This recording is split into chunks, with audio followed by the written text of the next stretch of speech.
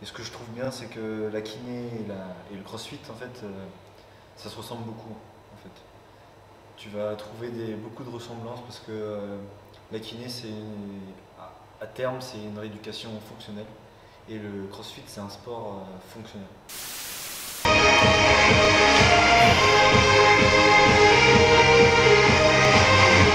Yes!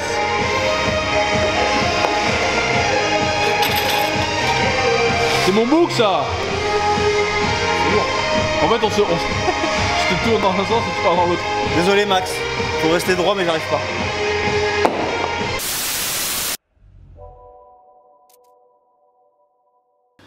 Bonjour à tous, épisode 26 du Power Show, jour 9 du confinement je crois, si je dis pas de bêtises. C'est toi qui tenais le compte. C'est toi qui tenais le compte normalement Antoine.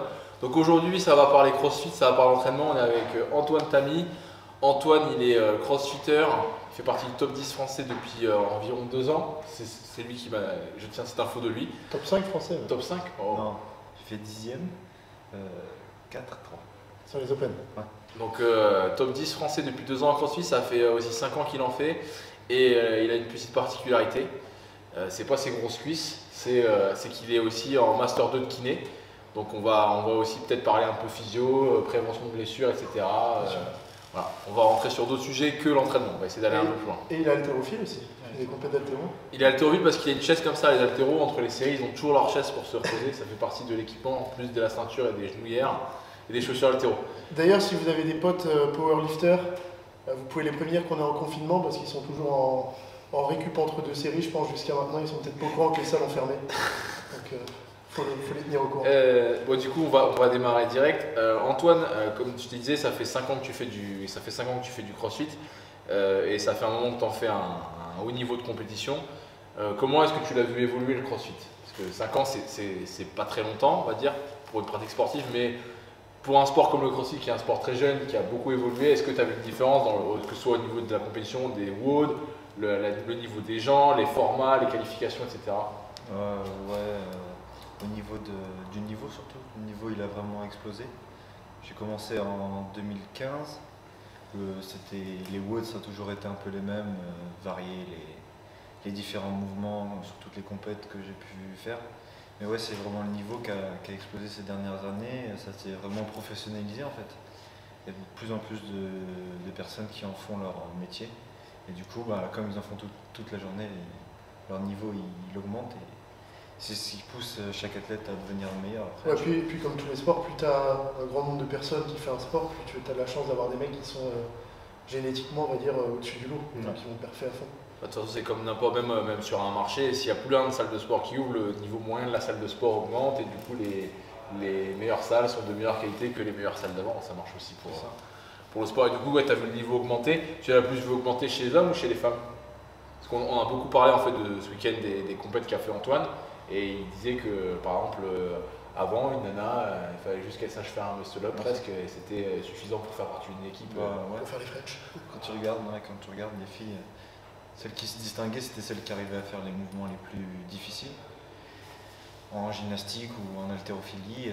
Mais maintenant, pour les filles, il faut qu'elles sachent quand même faire. Il faut qu'elles aient un niveau vraiment fort en fait pour sortir du lot. Sur l'haltéro aussi. Sur l'haltéro aussi, sur la gym.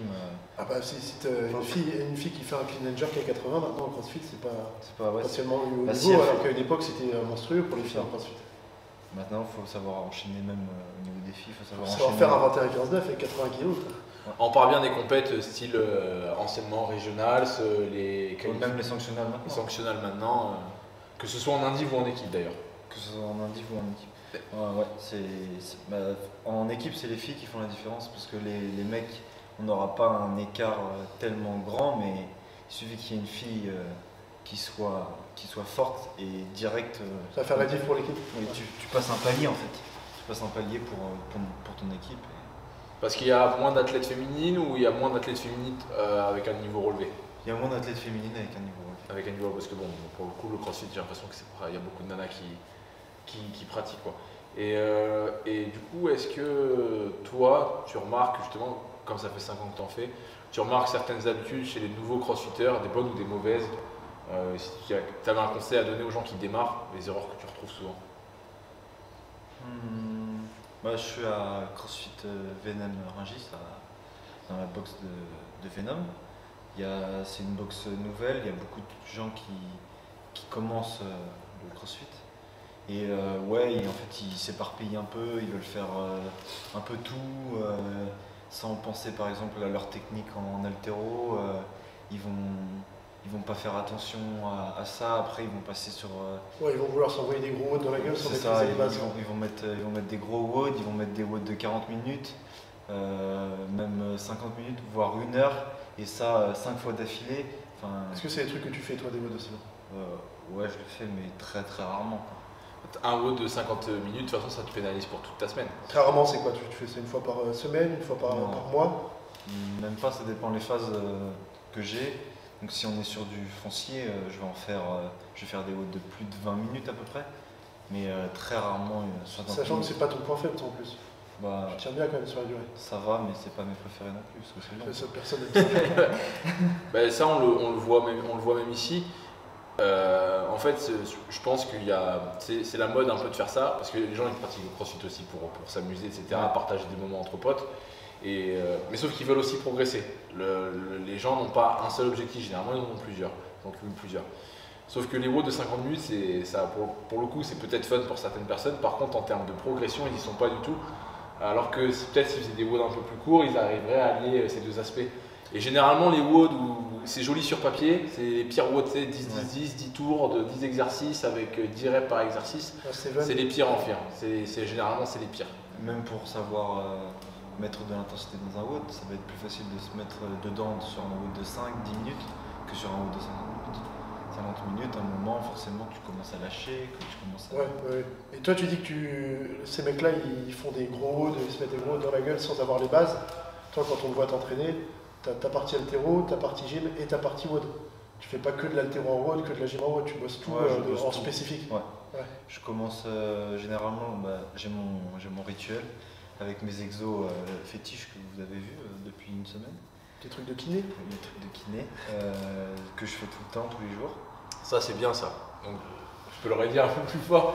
Tous les jours, je fais des fixateurs d'omoplate, je fais des rotateurs externes d'épaule, du gainage. Je fais ça un peu tous les jours avec des élastiques. tu fais ça de manière religieuse pour le coup. C'est des trucs qui sont basiques en soi quand ils pensent, mais en CrossFit, c'est vrai que fixateur des omoplates, rotateur externe, c'est pas des trucs qui sont énormément bossés. Le seul tirage que tu as, c'est des pull-ups hautes, c'est du tirage vertical, donc t'as pas de boulot sur les rhomboïdes, t'as pas de boulot sur les trapèzes inf comme tu pourrais avoir sur de la muscu ou de l'haltéro du renfort. Donc toi, tu recommanderais à tout le monde de mettre en place ce type de renfort en plus pour éviter de se flinguer, pour progresser. De mettre en place une routine en fait, une routine d'échauffement. Je pense que c'est le plus intéressant pour éviter les blessures, surtout au niveau de l'épaule avec toutes les personnes qui sont enroulées vers l'avant. Et donc du coup pour toi cette routine, si tu peux donner un ou deux mouvements qui doivent absolument être dedans, c'est pour toi il y en a. Là, c'est FacePool, on va pas voir la vidéo, mais il y a ces élastiques accrochés. Là. On a vu dans la vidéo d'hier du coup. Ouais, c'est vrai. L'échauffement de la vidéo d'hier, on le voit faire un peu, c'est ça. Après, donc FacePool. Après, je fais quoi? Je fais des rotations externes, travail de rotation externe en concentrique, Je peux montrer ce que tu fais. Donc, comme ça avec l'élastique. Après, je fais que du scapulaire, comme sur votre poulie là-bas. Pour ceux qui ne savent pas, le scapulaire, la scapula c'est le nouveau nom de l'omoplate et c'est le fait de mobiliser uniquement l'épaule et pas de servir de réfléchissement bras. En fait, c'est que au niveau de c'est une articulation à part entière, il faut réussir à la mobiliser dans tous les sens et être fort dans tous les sens. Donc au maximum, on garde les coudes verrouillés et on va l'engager dans tous les axes. C'est ça, exactement. Et toi, tu fais beaucoup de gainage Tu fais du gainage, ouais. Dorsal aussi à fond. Dorsal à fond, pour le bas du dos. Gainage dorsal, tu fais ton truc entre les deux chaises là. En fait, Antoine il fait un truc hyper bizarre tous les soirs. Il met deux bancs, écartés quoi, ils ont quoi entre. Il a les talons sur un banc, les épaules sur l'autre et le corps dans le vide. Et voilà, et je tiens. Et il répond à ses textos comme ça. C'est ça, c'est sa petite routine. 3 fois 2 minutes, c'est ça 3 fois 3 minutes avec 1 minute de pause. Et tu t'entraînes une fois par jour, toi là, comme on est confiné ici, tu découpes. Je découpe bien. En plus, comme on est ici, dès que tu as terminé, tu peux faire direct ton truc, tu n'as pas besoin de prendre ta voiture pour rentrer chez toi. Tu peux faire direct ton call-off. Non, ça fait 3 jours que j'ai pas joué.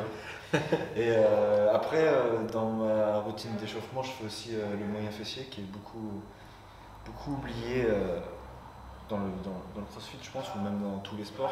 Et est-ce que tu le fais parce que tu as un problème de genou qui rentre en squat, parce que la plupart des gens le font pour ça, ou parce que tu sens que ça te rend plus fort de réussir à mobiliser tes fessiers lors de tes squats, de tes tirages? Non, j'avais pas de. Enfin, j'ai eu un problème au genou, j'ai eu une tendinopathie pendant 2 ans, mais ça, c'est presque beaucoup de personnes qui font du crossfit, ou même de l'haltérophilie.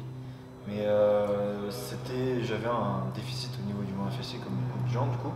Mais ça se voyait pas sur tes squats. Mais ça se voyait pas sur mes squats. C'est là où je voulais en venir, parce qu'il y en a beaucoup qui se disent j'ai pas besoin de bosser mon moyen fessier, petit fessier, parce que mes genoux rentrent pas, et du coup ils le font jamais. C'est une erreur, je pense. C'est une erreur. C'est une erreur parce qu'après ils viennent au cabinet de kiné et. Après, ça te fait de la patientèle, j'ai failli dire de la clientèle. De la patientèle, ouais. De toute façon, si les hanches sont pas stables, sont pas mobiles, après tu auras les répercussions sur les genoux. Et pourquoi le petit moyen fessier ils sont délaissés dans le crossfit? Bah, c'est que des. Ouais, ils sont délestés en tout. Hein. Ouais, dans tous les sports. C'est du renfort à faire en plus, parce que si tu es haltérophile, si tu fais de la force, tes body, il faut que tu te fasses du travail spécifique dessus, parce que les gros mouvements polyarticulaires que tu peux avoir dans ces sports de force, ils vont pas recruter à fond le moyen fessier. Ils vont les recruter si tu sais le faire, par contre si tu sais pas activer, comme on dit, le moyen fessier, ton corps va pas l'utiliser, du coup il va être atrophié. Quoi. Alors, petit moyen fessier pour le travailler, élastique, qu'on passe... Ils sont quoi? Ils sont abducteurs de la jambe? Ouais, abducteurs de hanche, ouais. Abducteur de hanche et légèrement rotateur externe ou même pas? Petit fessier, il est rotateur interne. Ouais. Interne. Et, mais du coup, c'est simple. Hein, tu mets un élastique autour des genoux et tu fais du. Tu te mets en demi-squat et tu marches en squat. Pas chasser, bon, même bouger, avancer. En fait, à partir du moment où le genou il crée une tension avec l'élastique c'est juste un stabilisateur de hanche en fait. Donc, de toute façon, si tu le fais bien, tu sens vite que ça chauffe. Ça chauffe super bien. Je trouve qu'en plus, ça chauffe super bien. Et puis, moi, je le fais souvent en coaching. Quand je vois que la personne elle rentre un peu les genoux, je lui dis rien. Je lui fais bosser avec l'élastique pendant 5 minutes. Après, je lui relève, je lui dis refais des squats. Et là, la personne a l'impression que ses genoux ils partent tout seuls vers l'extérieur. Et tu sens que ta hanche elle est maintenue. Quoi. Ouais. Tu sens vraiment comme s'il y avait un truc qui venait sur ta tête fémorale et qui la tenait. Quoi. Ouais. Donc du coup, ce que Antoine remarque chez les gens qui débutent, c'est un mauvais échauffement déjà. Donc pas avoir une vraie routine d'échauffement. Après, les gens m'ont dit moi je suis la prof de la salle. Est-ce que du coup tu recommandes aux gens de venir peut-être un peu avant? Après, c'est pas toujours, on est bien conscient que vous avez un travail, que vous avez une vie. Nous on est juste en train d'essayer de vous donner des solutions. Peut-être que c'est 5 minutes à faire avant ou après. Ouais, c'est ça, 5 minutes avant. Même tu dis au coach, quand il est en train de faire les échauffements, tu dois trouver le temps de le faire. Ça me prend combien de temps à faire? Ça prend même pas 2 minutes. Tu fais juste ton squat crabe 2 allers-retours, hop, c'est fini. Après, il y a peut-être aussi un manque d'éducation des gens, parce que forcément, c'est des données qu'ils n'ont pas forcément accès. Si le coach de la salle ne donne pas accès à ça, dit pas, bah voilà, face pull, pas chasser avec élastique, ça doit être 2 exercices. Dès que vous avez 5 minutes, vous arrivez à la salle, vous les faites. Quoi. Avec le matos disponible, ça c'est peut-être quelque chose à mettre en place. Ouais, de toute façon, je pense que le numéro 1, comme a dit Antoine, c'est travailler sur les épaules. Parce que c'est une articulation qui c'est la plus mobile du corps. Elle est très mobile et il n'y a pas c'est pas des ligaments qui vont maintenir à fond l'épaule, c'est musculaire en fait que la capsule elle est maintenue. Donc si vos muscles sont faibles au niveau de l'épaule, ça se balade, on se crée des lésions. Donc c'est tout ce qu'on appelle la coiffe des rotateurs, que ce soit en rotation interne ou externe, il faut les bosser pour que l'épaule soit plus stable. Et même ça va travailler la mobilité, il y en aura sur un overhead conscience corporelle, mobilité. Ouais. Exactement. Et après tu disais travailler, cycler un peu son entraînement, faire l'haltéro d'un côté, etc. Pour les gens qui sont par contre qui suivent la classe, on vous recommande de suivre à fond ce que disent vos coachs, etc. C'est pour les conseils qu'on donne beaucoup dans le podcast généralement, même si on l'a jamais mentionné, mais c'est aussi pour ceux qui font du libre, qui décident de prendre en autonomie, de s'entraîner de leur côté. Et qui du coup, si vous vous entraînez seul, c'est pour moi, selon moi, c'est pas pour faire encore un WOD, parce que vous en faites déjà. Ça serait peut-être justement pour travailler au point faible, ou travailler en spécifique sur une discipline, gym, haltéro, cardio. En tout cas, c'est comme ça que je le vois. Ouais. Et si vous faites que du libre et que vous êtes compétiteur ou que vous voulez faire la compétition, Antoine, ce qu'il recommande, c'est... Coronavirus. Excusez-moi. Ce que tu recommandes du coup, je ne m'attendais pas à celle-là. Ce que tu recommandes du coup, toi, c'est de cycler. Ouais, de cycler. Du coup, j'ai mon petit rituel du début. Après, je fais généralement de l'haltéro. programmé avec Rodon Manouchi. C'est qui ce mec? Le vrai. Le vrai Louis XVI. Et parce que là, avec le confinement, Ronan Manouchi, il est méconnaissable. La barbe, elle commence à te. Oh, les cheveux aussi. Et donc, ouais, mais tu démarres toujours par l'haltéro. Pourquoi par l'haltéro? Tu ne vas jamais démarrer par un complexe en gym. Non, je sais pas. Ça pourrait être le cas, mais c'est ma routine. Je pense que c'est mieux de démarrer par l'haltéro, mais Je pense sans doute parce que le niveau demandé en haltéro en crossfit est un niveau plus élevé que le niveau demandé en gym en crossfit. Ouais. Parce qu'Antoine il maîtrise tous les mouvements basiques de gym qui est en crossfit, c'est pas du haut niveau en gym qui est demandé, alors qu'en haltérophile en soi, il faut être le meilleur possible. Il n'y a pas de limite. Avoir des grosses barres au snatch, à l'arraché, au clean, au jeté, en squat. Alors que c'est jamais limitant, entre guillemets, tu peux toujours avoir plus, ça t'aidera. Alors qu'on s'en fout de savoir faire une croix de fer inversée aux anneaux en gym crossfit. Ouais, de toute façon, j'étais plus ou moins d'accord. Je voulais savoir s'il l'avait verbalisé comme ça ou si c'était juste par feeling, quoi. Je pense qu'il y a un peu les deux aussi. Oui, il aime bien. T'aimes bien ça? On a vu que t'aimais bien ça. Du coup, après l'haltéro, c'est la force généralement. Donc squat, deadlift. Il faudrait que tu en fasses plus. C'est intéressant ce qu'il a dit. Il a dit après l'haltéro, c'est la force et il a parlé de squat, etc. Je sais qu'en crossfit, on considère haltérophilie tout ce qui est squat, tirage, soulevé de terre, etc. Toi, tu distingues bien l'haltérophilie olympique avec les mouvements comme le snatch, le clean et le jerk. Et après, la force, justement, où là, il n'y a pas de technicité qui rentre en jeu. Même si je sais qu'il y en a qui disent qu'un squat, c'est technique. Donc, toi, tu fais comme ça. Et après, un WOD, du coup? Ouais, un ou deux WOD. Ouais. En ce moment, c'est plus deux cours, parce que je prépare un sanctionnal. Tu fais lequel? Les German Sweden. German Sweden, c'est quand? Ça devait être ce week-end. Mais ça sera le 18 et 19 juillet à Berlin. Si tout va bien. Si tout va bien, j'espère. Et t'étais prêt du coup à les faire là? Ouais, j'étais prêt à 100%. Mais c'est pas grave, ça me rajoute de la prépa, c'est pas grave. Je vais pouvoir faire. Tout le monde est dans le même cas. Donc, Ouais, tout le monde est dans le même cas. Donc, voilà. Et après, ça va me laisser du temps aussi pour les games. Pour les études.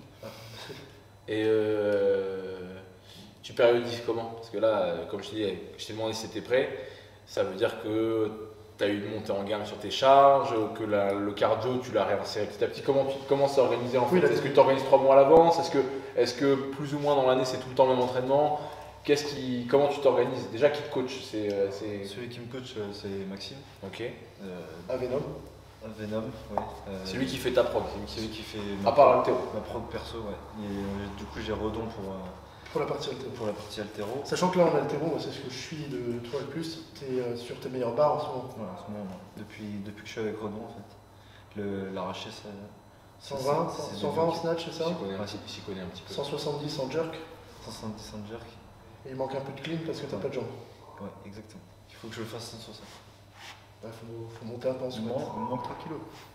157 en clean. 157. En clean and jerk? 157. Et du coup, ouais, c'est organisé. Comment est-ce que vous vous êtes vu avec Max, dire bon bah là, dans 3 mois c'est la compète, je vais faire comme ça, ou est-ce qu'il t'en parle pas? Il me donne et moi je suis à la lettre, je réfléchis pas. Pour l'instant, ça te réussit bien. Pour l'instant, ça me réussit bien.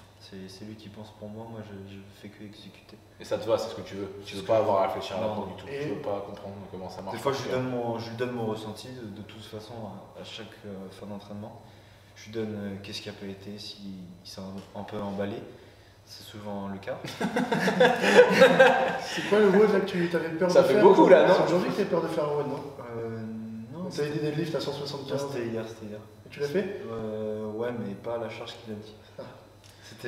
C'était MOM 10, 26 caloros la première minute et 5 deadlifts en pas touch and go, en drop and go à 175. Vous avez bien entendu, 26 caloros dans la minute, c'est pas les 10 ou 12 qu'on donne souvent sur les Je l'ai pas tenu la semaine dernière à 170, je crois. Sachant que pour toi, ce qui est dur, c'est les deadlifts, c'est pas les caloros. Et il m'a dit, et j'avais 27 caloros la semaine dernière. Et du coup, là, il m'a dit, je t'ai enlevé une cale, t'as intérêt à le tenir. Mais là, la semaine dernière, tu étais en décharge. Total. En deload, parce que forcément, c'était censé avoir la compète ce week-end. Ouais. Est-ce que, du coup, cette semaine, il t'a mis plus de l'intensité comme si tu allais faire une compète? Bah ouais, Il s'est dit bon, t'as pas de compète, mais est-ce qu'il a prévu de te tester, cette semaine Non, un petit peu?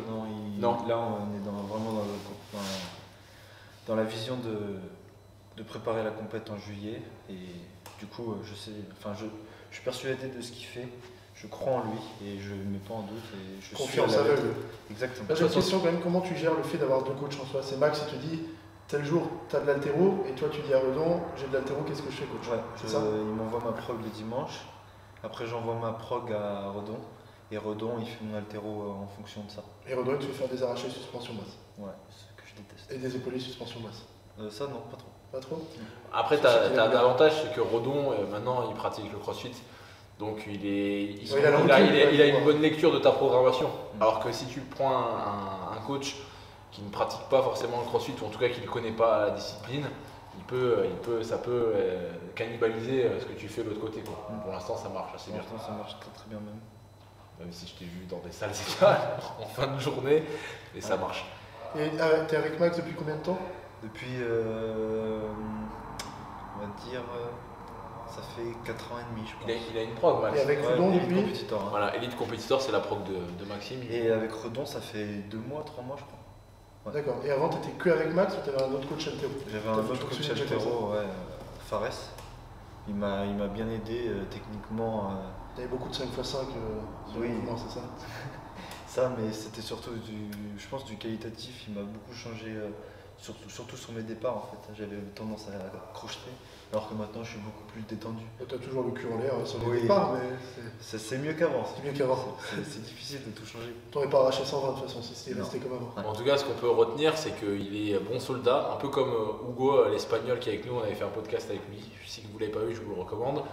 Et lui, c'est pareil, il suit sa prog aveuglément, même quand ils lui mettent des conneries dedans. Je vous dis, des fois, ils lui mettent des conneries. Si tu parles des trucs sur le GHD, Ouais, mais bref. Et au moins, mais je respecte parce que lui, il se pose pas la question, il remet pas en cause, il teste la prog jusqu'au bout.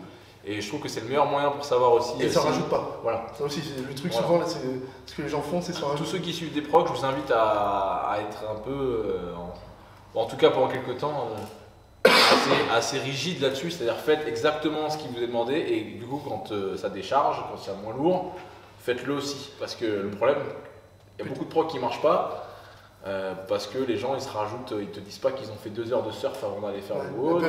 Petite anecdote là-dessus, du coup, on l'a répété plusieurs fois, mais on a eu un coach de force qui est venu pendant un moment, Marc Vuillot, qui est le grand nom de la force athlétique française en France, et lui, il avait pris tous les forceux de la salle, il leur avait expliqué, je vous fais une prog si vous voulez, et il avait dit aux forceux, si vous la suivez à la lettre, la prog, si vous rajoutez rien, si vous ne sautez pas des séances ou autre, je suis le seul responsable de votre progression. C'est-à-dire que si vous régressez, c'est de ma faute. Si en revanche, vous faites des trucs en plus, comme surfer 2 heures, comme dit Robin la veille d'une séance de squat et de soulevé de terre, si vous rajoutez des WOD, si vous rajoutez des biceps curls ou des séries, ou si vous augmentez les pourcentages, allez vous faire foutre. C'est à peu près ce qu'il avait dit. Et les mecs pour qui ça avait le mieux marché, parce que c'est un très bon coach, c'est les mecs qui suivaient aveuglément la prog. Je sais pas si tu te souviens, mais il y en a tout le monde avait eu des bons résultats avec sa prog, mais le mieux c'était ceux qui suivaient. Et puis ça enlève une certaine charge mentale de suivre une programmation. Moi, je sais que j'ai pas la chance de pouvoir faire ça parce que j'ai pas encore trouvé quelqu'un qui pouvait me programmer ce que je faisais. Appelle Jouji nouveau. Ouais, c'est vrai que je pourrais faire ça. Mais ça doit être cher. À mon avis, c'est au-delà de mes moyens. Il va falloir qu'on fasse plus d'abonnés sur la chaîne et plus d'abonnés à la salle. Ouais, on va créer un litchi pour que Robin soit coaché. Mais voilà, si vous avez. Il y a beaucoup de pros qui sortent dans tous les sens. Le mieux, surtout quand tu es coach, tu as du mal à te laisser coacher par quelqu'un d'autre. Oui. Alors que n'importe quel coach, peu importe le niveau qu'il a, ou n'importe quel athlète, c'est mieux si c'est quelqu'un d'autre d'extérieur qui lui fait ses trucs. Donc pour conclure, si vous avez une prog, essayez de la suivre de manière rigide et assidue. Et ne partez pas dans tous les sens, c'est le meilleur moyen pour savoir si une prog vaut le coup ou pas. En fait. Et la suivre un moment. 3 semaines, c'est pas suffisant. 3 semaines, c'est pas suffisant, exactement. Parce que là, des progs, il y en aura tout le temps, dans tous les sens. Ça va faire que augmenter parce que le crossfit est en train de se développer en France. Le niveau de compétence des coachs est en train d'augmenter. Donc des progs, vous allez en avoir dans tous les sens. Nous, on est les premiers à en sortir aussi. Ça sert à rien d'en prendre 10 milliards en même temps. Il faut la suivre un moment, voir si elle vaut le coup ou pas.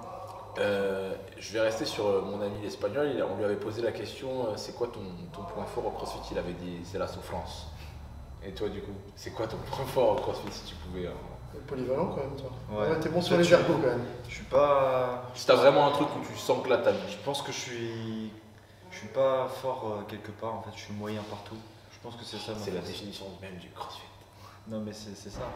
Il n'y a pas un mouvement où j'excelle. Il y a pas Ouais, un après, il y a truc des où mecs qui vont j'excelle. dire 170 en jerk, t'es quand même un minimum bon sur les barres. Oui, Je sais mais pas combien tu fais, 50 chest to bar unbroken, il y en a qui vont te dire t'es quand même un minimum bon en gym. En gros, quand tu dis moyen partout, pour la plupart des gens, ça veut dire très bon partout Ouais, par rapport à leur niveau en crossfit. Ouais, en fait on va. Après, moi, vision extérieure que j'ai, là où je te trouve le plus impressionnant, c'est dès qu'il y a des ergos. Quand tu tiens un EMOM et que tu as 26 cales rameur dans la minute, où tu m'avais parlé d'un EMOM où tu faisais 20 cales à back dans la minute, après tu envoyais 25 mots de wall, un truc comme ça, c'était le plus impressionnant des trucs que Ou sinon, le j'ai 20 pu faire. caloro, 20 thruster à 50, il est pas mal aussi. Pendant 10 minutes. En 10 minutes. Ça, c'était l'enfer. Mais non, quand je te posais la question, c'est peut-être plus par rapport à pas le niveau général, mais plus par rapport à tes potentiels compétiteurs, parce que ton objectif, même si tu l'as pas dit dans le podcast, on le sait, c'est de faire du haut niveau, d'aller taper le haut niveau, sachant que tu as fait 3ème aux Open l'année dernière, en 2019, 4ème en 2018. T'as raté à combien de places les games? Là, dernier Je sais pas, j'ai pas regardé en fait. C'est quand t'avais fait 4ème au Lowlands qui était un sanctionnal. Ouais. Si t'avais fait premier, tu serais au games. Ouais. Si t'avais fait 2ème. Sachant que les mecs qui étaient devant toi, est-ce que c'est des mecs qui sont allés au games derrière? C'est ce qu'il faut savoir. Les 3 équipes de devant, c'était les 3 équipes qui avaient le niveau des games en fait. Est-ce qu'ils avaient le truc? Je sais, c'est préparé qui gagnent, je crois, ils n'étaient pas encore qualifiés. Les deuxièmes étaient qualifiés, les troisièmes étaient qualifiés. Donc en soi, tu étais à une place de faire les games en équipe. Ouais, mais ils étaient loin devant quand même. Et donc, du coup, tu les skates, c'est pas. Tu vois, c'est en équipe ou en indiv que tu voudrais le faire en plus en indiv. Bah, j'ai plus d'équipe du coup. Tu es tout seul. Du coup, c'est en indiv maintenant, ouais. Je me consacre que à moi. Et t'as une deadline, t'as un objectif un peu en termes de. Là, c'est une compète que tu voudrais faire cette année. Bah, En dehors des German, donc tu fais German pour te qualifier. Là, cette année, déjà, je fais pas beaucoup de compètes parce que je suis en kiné. Là, je vais terminer mon diplôme. Je vais passer mon diplôme dans des conditions qui sont pas les meilleures à cause du coronavirus, mais je vais essayer de valider ça. C'est mon objectif principal. Après que les German y tombent, après, bah, ça me va très bien. Comme ça, je serai relâché, je penserai vraiment qu'à ça. Après, mon but, c'est vraiment de faire un bon résultat aux prochains Open. Pour citer des noms, qui a fini devant toi aux Open le dernier? Premier, Willy Georges en premier. et deuxième, Alexandre Parsol. Pimpin. Pimpin. Happy Hearts. Donc deux mecs solides. Quoi. Le mec solide. Ouais. Qui font pas ton poids aussi. Ça, c'est pas grave, on fait du crossfit. Quand même. On fait du crossfit. Le but, c'est d'être le meilleur possible. Ça veut dire qu'il est pas assez gros. Il est pas assez gros. 83,5 ce matin, sans ranger. Ils sont 80 au squat. Non, 78. Pas suffisant ça. Ouais, voilà, moi, c'est par rapport à ces mecs-là, en fait, c'est ton fort et ton point faible par rapport à ces deux personnes qui sont autour de toi, par exemple. Pour Ouais, on citer a parlé de point fort, c'est quoi ton point faible? Par rapport à eux, Bravo. Bah, ce qui te manque en fait pour aller mettre le gap entre toi et ces mecs-là, ou même tu vois, pour les athlètes des games, là on va pas te comparer à Fraser ou à Venner parce que ça sert à rien pour l'instant, c'est pas la question, mais au moins là, ta compétition qui est la plus proche, c'est les 5 premiers aux Open de cette poule-là. Qu'est-ce qui te manque peut-être pour aller chercher un Willy Georges ou un Parsol au classement? c'est des barres, je pense, hein, de l'endurance de force surtout. L'endurance de force, je pense que c'est là où ils sont beaucoup meilleurs que moi, c'est mon point faible, je pense. Après, est-ce qu'ils sont meilleurs que toi sur l'endurance de force ou c'est parce que, étant donné que leurs max sont un peu supérieurs, ils vont plus facilement bouger des charges qui sont à 40% alors que toi, c'est des charges qui sont à 47% de tes max? Ça doit jouer quand même. Ça doit jouer forcément, mais après, je vais pas pleurnicher quoi. Non, là de toute façon c'est pas le but. Le but c'est d'essayer de partager avec les gens en gros la stratégie qu'on peut mettre en place pour rattraper ces défauts. Ouais, Parce qu'en soi, les gens qui veulent progresser, qu'ils soient à un niveau box de crossfit de leur région ou toi qui fais les Open, c'est toujours comme ça que ça marche. Il faut regarder qui on a autour de soi, il faut regarder les meilleurs de sa box, dire qu'en fait comment ça se fait que lui il fait ce temps-là et que moi je fais 10 secondes de moins sans que pour autant que ce soit au mauvais esprit. C'est en fait le but de toute démarche, c'est de le faire, de s'amuser, mais c'est aussi de la faire de mieux en mieux. Donc, Sachant que j'imagine que sur certaines compètes, tu as des walls où tu fais top 10 Et t'as d'autres WOD où tu vas être 30e, Ouais, c'est ça. parce que t'as des WOD que t'aimes bien et d'autres que t'aimes un peu moins. C'est ça. C'est quoi quand tu arrives en compète, il y a un WOD, tu le vois à l'écrit, tu te dis putain celui-là il est pas pour moi. Déjà, si je l'aime ou pas, ça change beaucoup de choses. Ouais. Mais après, t'es en compète, du coup, tu débranches, tu essayes de donner le meilleur de toi-même. Tu réfléchis pas comme ça, quoi. Tu te dis pas, j'aime bien. Ouais, tu te dis Tu, bon bah tu voilà, te le dis j'ai au des début, trucs à faire, je mais le fais. tu te le dis au début, mais tu te dis de toute façon, je vais être obligé de le faire. Donc, que je l'aime ou que je l'aime pas, t'es obligé. Mais Après j'imagine que t'as des surprises, c'est des trucs tu les vois, tu te dis putain c'est pas pour moi, et en fait ouais, tu t'en sors super au bien. final, tu t'en sors bien. Ouais. C'est ça. Donc, comme tu nous as dit, ton objectif principal, d'ailleurs, c'est à noter quand même, le mec se charbonne la gueule, il s'entraîne beaucoup. Depuis qu'il est ici, il chôme pas et il dit quand même que son objectif principal, c'est d'avoir son diplôme. Bah après il bosse tous les jours aussi sur son Oui, non, ordi, mais hein. ça permet, parce que je pense qu'il y a pas mal de gens qui démarrent le crossfit et puis c'est prenant et qui se mettent un peu à mettre ça au centre de leur vie et du coup ils ont des déceptions, ils s'entraînent trop, ils se blessent, etc. C'est un cercle vicieux un peu et ça fait du bien d'entendre quelqu'un qui a un niveau aussi élevé et qui malgré tout, quand on lui parle de ses objectifs dans la vie, ça reste son diplôme. Parce que Je dis pas que c'est mauvais d'avoir le crossfit comme objectif, mais tu sais très bien que c'est pas ça qui va mettre dans l'immédiat de l'argent de ton frigo, quoi. Exactement. Et il y a peu de chances que ça le mette un jour dans tous les cas. Ouais. Pour, Je sais que j'en vivrai jamais et si j'en vis un jour, je ne pense pas, mais si j'en vis un jour, ça sera que temporaire en fait. Faut que tu montes tes fesses sur Instagram, gros. Je t'ai déjà dit ce qu'il fallait faire. Je m'écoute pas. Ouais. Je m'écoute pas. C'est mon objectif, ouais, c'est Euh, professionnel quoi. T'avais déjà démarré le crossfit quand t'as démarré les études de kiné, quasiment en même temps. J'avais passé mon concours d'entrée en école. Et tu venais du rugby. Je venais du rugby. Ouais. Qu'est-ce qui t'a attiré vers la kiné? Je me suis blessé quand j'avais 16 ans peut-être, je crois. 16 ou 17 ans. J'ai fait une subluxation de rotule, donc obligé de faire des kinés.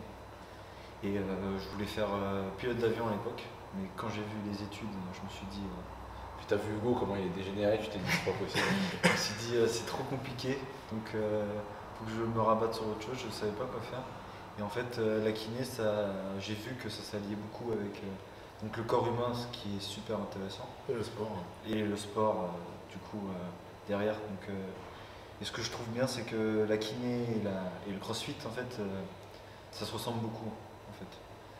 Tu vas trouver beaucoup de ressemblances parce que la kiné, à terme, c'est une rééducation fonctionnelle et le crossfit, c'est un sport fonctionnel. Donc ça peut être une prépa physique pour un sport et pour un sport spécifique, tu peux l'adapter en fait le crossfit pour un sport et tu fais la même chose pour la kiné. Ouais. Tu t'adaptes en fonction de ton patient et tu essaies que ce soit le plus fonctionnel possible pour qu'il ne soit pas emmerdé De toute dans la façon, vie. c'est le leitmotiv du crossfit à la base, c'est de faire des mouvements fonctionnels qui aident à être plus apte à affronter les péripéties de la vie et pas se blesser et tenir la route. Ouais, ils l'ont rappelé, hein, de toute façon maintenant le directif principal c'est plutôt le côté santé que. J'avais bien aimé ce qu'avait dit Daniel Chaffé, il a dit en fait c'est comme quand tu as un repas de famille, tu vas à la table des enfants, ça parle compétition, performance, compète, et puis quand tu vas à la table des adultes, ça parle santé, etc. Ben, il dit en fait le crossfit c'est un peu ça, c'est en fonction de ta période de pratique que tu as, de la vision que tu as, tu es amené à évoluer, au début tu vas vachement être focus sur ça et qu'après tu vas petit à petit passer sur... Bon, nous, on n'y est pas encore. on est encore en train de se lancer des barres sur la tronche, de faire des mouvements de gym dans tous les sens. On n'est pas encore trop dans l'aspect santé, mais en tout cas, c'est pour ça que tu l'as pris. Et du coup, tu as prévu de un peu te... Parce qu'on va pas se mentir, je sais qu'il y en a qui vont me dire que c'est pas bien de dire ça, mais c'est un business, la kinésithérapie, comme tout, il n'y a pas de mal à ça. Et est-ce que tu as prévu d'essayer de te différencier des autres kinés en jouant sur le fait que tu sois crossfitter? Pas du tout. Pas du tout? Non, pas du tout. C'est Vraiment mon pas. c'est mon côté entrepreneur qui Non, argent. je T'as déjà vu un kiné toi, Romain? Jamais. Après, moi, je suis pas le bon exemple. Je crois que j'ai même pas de carte vitale. C'est bien. J'ai jamais vu de kiné de ma vie. Bah c'est moi. Ouais, tu m'as tripoté à la salle, mais c'est tout. Oh. Non, j'ai déjà vu. On a un ostéopathe ici, donc je l'ai vu. Non, mais c'est vrai que. Non, mais parce qu'il a dit que c'était le fait d'avoir fait de la kiné plus jeune qui l'avait poussé. Et j'ai l'impression qu'il y en a pas mal en fait. La plupart des gens qui font kiné sont des gens qui ont eu affaire à des kinés plus jeunes. Et ils se sont rendus compte à quel point ça leur a apporté. Et ben, toi comme moi, ça nous est un peu étranger parce qu'on n'a jamais eu affaire à de la kiné. Je dis pas que je devrais pas, mais j'ai jamais fait.